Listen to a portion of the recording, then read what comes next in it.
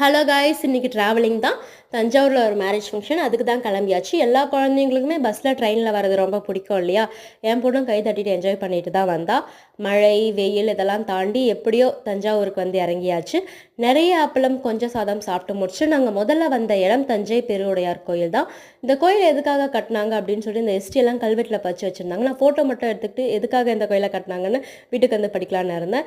இந்த தஞ்சாவூர் பொம்மையெல்லாம் தலையாட்டி விட்டுட்டு இங்கே இருக்க புத்தர் சிலை, தஞ்சாவூர் பொம்மையெல்லாம் சுற்றி பார்த்துட்டு இருந்தேன். ரேட்லாம் கேட்டால் 1000-2000 சொன்னாங்க. சரி, நான் கழுறு மீன் நழுறு மீன் மாதிரி வந்தாச்சு. நந்தியை வணங்கிட்டு இந்த கோபுரத்தை சுற்றி பறவைகள் பறந்த இடத்துல தான் கார்டன் இருந்துச்சு.